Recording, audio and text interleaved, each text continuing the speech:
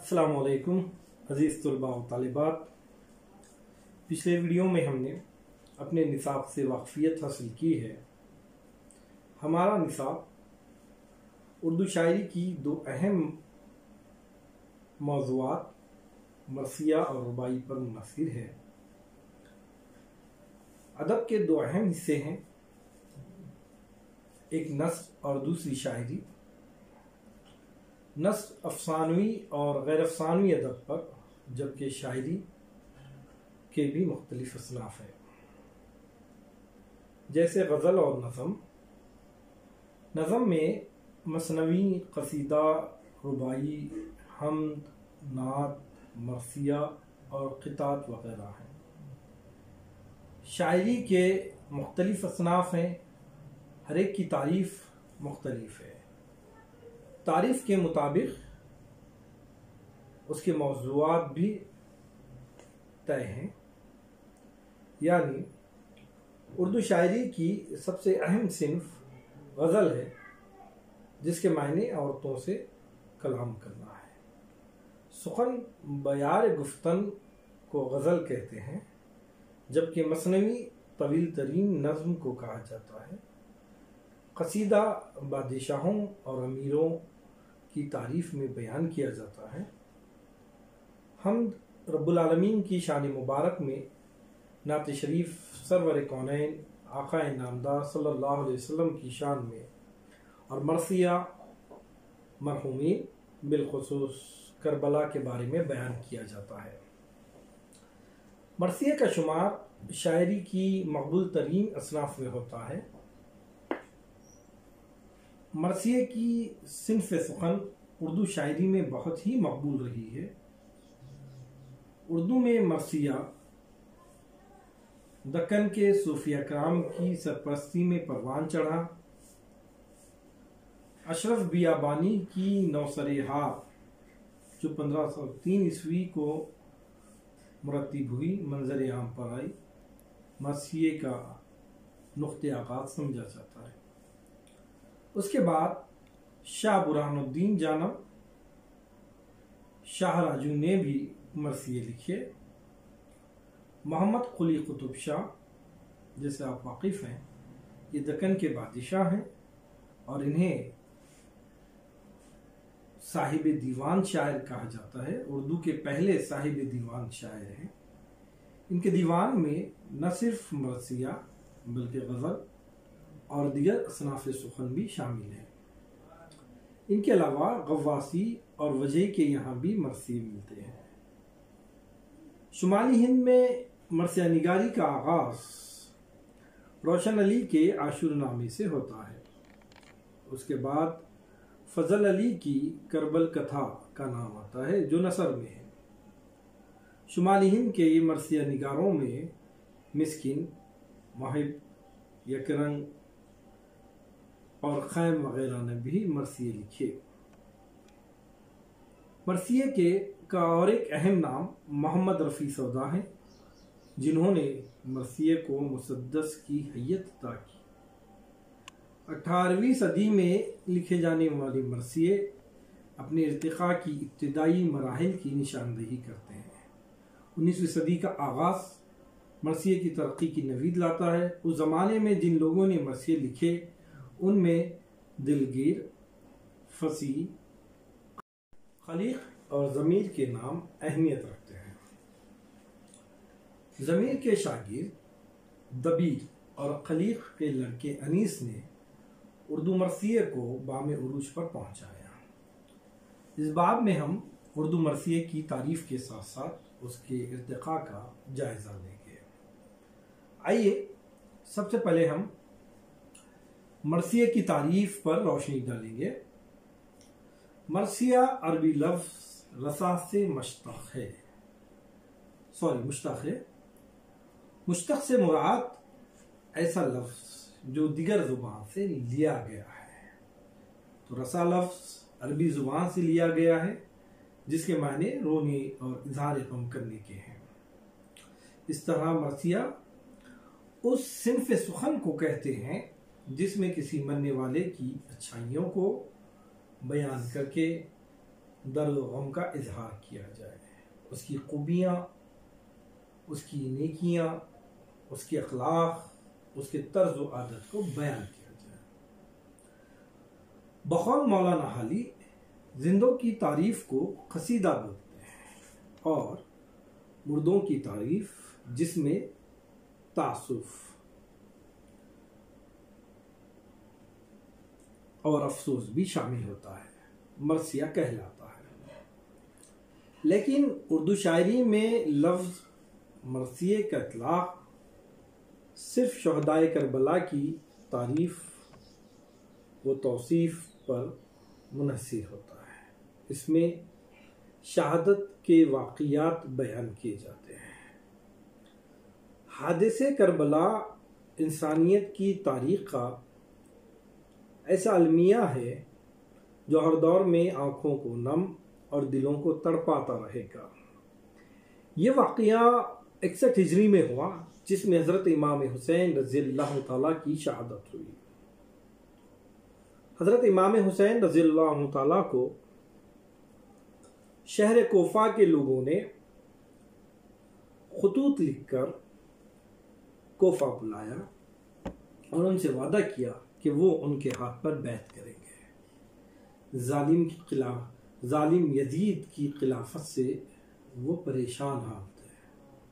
حضرت امام حسین نے کوفہ کے مسلمانوں کی مدد کرنا اپنا مذہبی فریضہ سمجھتے ہوئے ان کی مدد کے لیے نکلے۔ لیکن بدقسمتی سے جب آپ کربلا پہنچتے ہیں تو کوفے کے لوگ وعدے وفا نہیں کر پاتے۔ یزید کو جب پتہ چلتا ہے تو وہ ظالم شخص حضرت امام حسین رضی اللہ تعالیٰ سے بیعت لینے کے خاطر ایک بڑی فوج بھیجتا ہے۔ پوری دنیا کے سامنے یہ ایک عجیب معرکہ تھا۔ دنیا کی تاریخ دنگ ہے۔ ایک طرف حق پرست 72 لوگ، دوسری طرف ظالموں کا ایک بڑا سا مجموعہ، بڑی سی فوج۔ لیکن حق پرستوں نے حق پر قائم رہ کر ظالم کی مخالفت کی۔ نتیجہ ایک معرکہ ہوا کربلا میں، اور اس معرکے میں حضرت امام حسین رضی اللہ تعالیٰ کی شہادت ہوئی۔ لیکن یہ شہادت رہتی دنیا تک ایک پیغام دے گئی کہ ظالم کتنا ہی طاقتور ہو، اس کے سامنے جھکا نہیں جاتا۔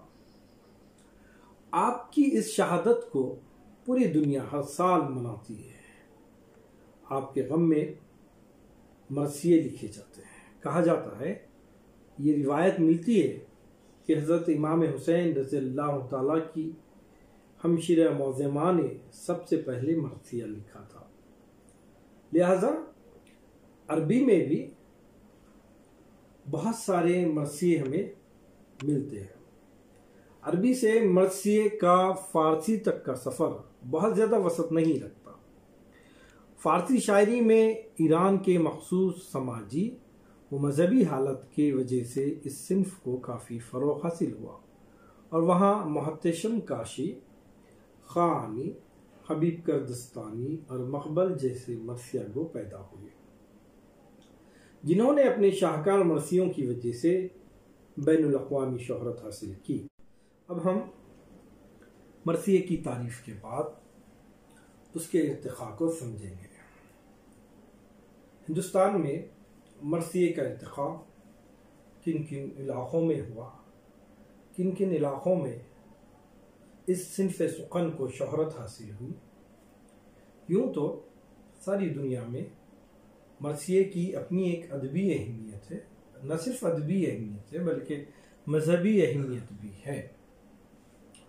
اردو شاعری نے بیشتر اصناف سخن میں فارسی شاعری کے گہرے اثرات قبول کیے، مگر اردو مرثیے کی روایت اس سلسلے میں قدرے مختلف ہے۔ وہ اپنی ابتدا اور ارتقاء میں عربی و فارسی مرثیوں کا رہین منت نہیں ہے۔ اس کی بنیادیں اپنی ذاتی ہیں اور اس کی روایت خود اپنے ملک کی سماجی و مذہبی روایت کے پس منظر میں پروان چڑھی ہے۔ ہندوستان کے خمیر میں شامل پراسراریت، ہیرو پرستی اور مذہبی عقیدت مندی نے اس صنف کو فروغ دینے میں نمایاں کردار ادا کیا ہے اور اردو مرثیہ بہت جلد ارتقاء کے منازل طے کرتا ہوا اس مقام تک پہنچا جو عربی و فارسی مرثیوں کو بھی نصیب نہ ہو سکا۔ ہندوستان میں ہم اردو مرثیے کے ارتقاء کو 3 ذیلی موضوعات کے تحت دیکھ سکتے ہیں۔ نمبر 1 ہے دکن میں مرثیے کا ارتقاء، نمبر 2 ہے شمالی ہند میں مرثیے کا ارتقاء، نمبر 3 ہے لکھنؤ میں مرثیے کا ارتقاء۔ سب سے پہلے ہم دکن میں مرثیے کا ارتقاء دیکھتے ہیں کہ کس طریقے سے علاقے دکن میں اس صنف کو فروغ حاصل ہوا ہے۔ اردو میں دیگر اصناف سخن کی طرح مرثیے کی ابتدا بھی دکن سے ہوئی ہے، یعنی اردو کے دیگر اصناف سخن سب سے پہلے اسی سرزمین میں ابتدا ہوئی ہے۔ گولکنڈہ اور بیجاپور کے بادشاہوں نے اس کی بنیادوں کو یعنی مرثیے کی بنیادوں کو مضبوط کیا۔ یہاں پر مرثیہ صوفیہ کرام کی سرپرستی میں پروان چڑھا۔ یہ بات بھی قابل ذکر ہے کہ اردو زبان کے فروغ میں صوفیہ کرام کی خدمات بنیادی اہمیت رکھتی ہیں۔ دکن میں مرثیے کا نقطہ آغاز حضرت شاہ اشرف بیابانی ہے۔ ان کی نوسرحار 1503 عیسوی میں لکھی گئی۔ وہ اپنی مجلسوں میں خود کے تصنیف کردہ مرثیے پڑھا کرتے تھے۔ ان کے بعد حضرت شاہ برہان الدین جانم کا مشہور مرثیہ ملتا ہے۔ حضرت شاہ برہان الدین جانم کے علاوہ قابل ذکر حضرت شاہ راجو غواصی وجہی نے بھی دکنی میں مرثیے لکھے۔ ڈاکٹر چراغ علی نے حسینی اور سید شاہ ندیم اللہ ندیم اور سفارش حسین نے عزلت کا تذکرہ کیا ہے۔ دکنی میں جن اہم مرثیہ نگاروں کے نام ملتے ہیں ان میں محمد قلی قطب شاہ، عبداللہ قطب شاہ، شاہی اور مرزا کے نام شامل ہیں۔ محمد قلی قطب شاہ، عبداللہ قطب شاہ کے ناموں سے یہ بات واضح ہوتی ہے کہ دربار سے بھی مرثیے کے فروغ میں اہم کردار رہا ہے۔ اس سلسلے میں مرزا کے نام پر بہت سے مباحث بھی کیے گئے ہیں۔ مرزا کا نام دونوں دبستانوں میں ملتا ہے، ایک گولکنڈہ اور دوسرا بیجاپور، دونوں جگہوں پر اس کا نام ملتا ہے۔ البتہ یہ واضح نہیں ہے کہ وہ ایک ہی شخصیت ہے یا 2 الگ الگ شخصیتیں ہیں۔ دکنی میں ابتدائی عہد کے تقریباً ہر قابل ذکر شاعر نے مرثیہ لکھا ہے۔ قلی قطب شاہ حکومت کے زوال ہونے کے بعد مغلوں کی آمد دکن میں ہوئی ہے۔ ابو الحسن تانا شاہ قطب شاہی حکومت کا آخری چشم و چراغ تھا، جس کی سلطنت کا خاتمہ حضرت اورنگزیب عالمگیر سے ہوا۔ مغلوں کی آمد سے پہلے تک کے مرثیہ نگاروں کے یہاں مرثیے کا مقصد اہل بیت کی غم کو تازہ کرنا رہا ہے۔ بقول نصیر الدین ہاشمی ان کا اصل مقصد حضرت امام حسین اور اہل بیت رسالت کا غم و غم تازہ کرنا اور ان کی یاد میں آنسو بہانا تھا۔ فرضی روایت اور افسانوں کو مرثیوں کا جزء اعظم قرار نہیں دیا گیا۔ مرثیوں میں ادبی شان بھی پائی جاتی اور واقعہ نگاری کا اور مرقع نگاری کا بھی اندازہ ہوتا ہے۔ مغلوں کے بعد والے دور کے مرثیہ نگاروں میں ہاشم علی برہان پوری کو ڈاکٹر مسیح الزمان نے خصوصیت سے قابل ذکر سمجھا ہے۔ سفارش حسین نے کاظم اور غلام علی خان لطیف محمد افضل، برہان مظفر، قاضی محمود بحری وغیرہ کے میراثی کی نشاندہی کی ہے۔ ان کے خیال میں محمد صدیق قیس حیدرآبادی اگر صرف مرثیے میں ہی طبع آزمائی کرتے تو دکن میں بھی میر انیس پیدا ہو چکا ہوتا۔ یہ وہ لوگ تھے جنہوں نے دکن میں مرثیے کے صنف کا آغاز کیا اور اس کو فروغ دیا۔ اب ہم شمالی ہند میں مرثیے کا ارتقاء پر روشنی ڈالتے ہیں۔ شمالی ہند میں مرثیے کے لیے فضا سازگار تھی۔ اس کی بنیادی وجہ یہ تھی کہ دہلی بار بار اجڑتی رہی ہے، کبھی انگریزوں کے ہاتھ سے، درباریں اجڑتے رہی، غم انگیز ماحول اس فضا قائم ہو گئی تھی۔ لہذا ایسے ماحول میں مرثیے کا فروغ پانا ایک فطری سی بات تھی۔ شمالی ہند میں مرثیے کی ابتدا اسماعیل امروہی سے ہوئی ہے۔ انہوں نے مثنوی کی شکل میں وفات نامہ بی بی فاطمہ کے عنوان سے ایک مرثیہ لکھا ہے۔ اسماعیل کے بعد آبرو، یکرم، حاتم، مسکین، حزین اور غمگین کے مرثیے ہمیں اپنی طرف متوجہ کرتے ہیں۔ ان کے علاوہ فضلی کی کربل کتھا بھی اس دور سے تعلق رکھتی ہے، لیکن یہ ایک نثری کتاب ہے۔ اس میں فضلی کے کئی مرثیے بھی شامل ہیں۔ مرثیے کی اس مذہبی و مجلسی حیثیت کو برقرار رکھتے ہوئے اس میں ادبی عنصر شامل کر کے اسے ادبی جہت عطا کرنے والوں میں سودا کا نام سر فہرست ہے۔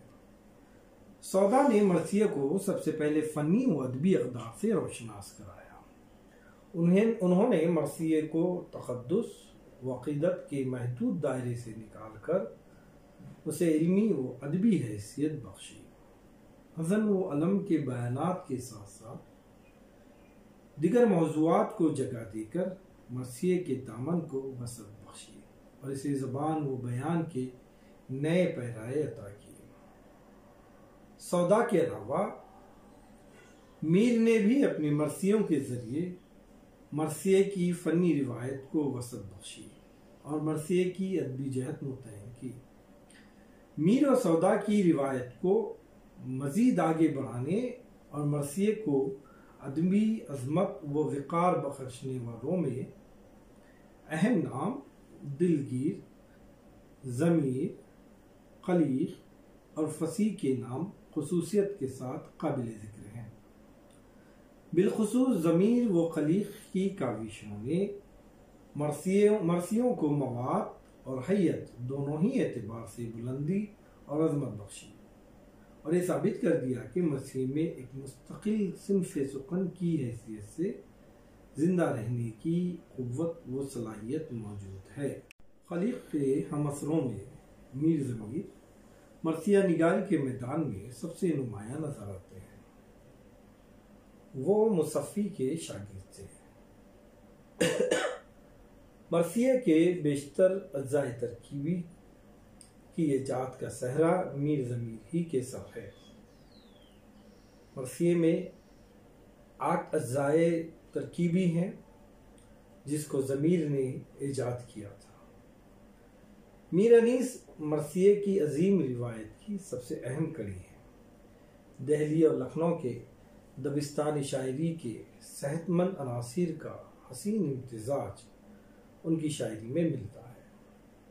ان کے دادا میر حسن اور والد میر قلیق اردو زبان کے عظیم شاعر تھے۔ اس طرح انہیں شاعری ورثے میں ملی تھی۔ انہوں نے اس ورثے کی حفاظت ہی نہیں کی بلکہ اپنے فکر رسا اور تخلیقی صلاحیتوں سے اس کی عظمت میں 4 چاند لگا دیے ہیں۔ مرزا دبیر کی مرثیہ نگاری کی خوبیاں اگرچہ میر انیس کی صفات کمال کے سامنے دھندلی نظر آتی ہیں، لیکن یہ ایک مسلمہ حقیقت ہے کہ وہ ایک عظیم المرتبیت مرثیہ نگار تھے۔ ان کی عظمت کا اعتراف اہل زر نے فراخ دلی کے ساتھ کیا ہے۔ اس طرح میر انیس اور مرزا دبیر کی کوششوں سے مرثیہ ارتقاء کی تمام منازل طے کرتے ہوئے اس مقام پر پہنچ گیا جو اس کے عروج کا نقطہ آخر ثابت ہوتا ہے۔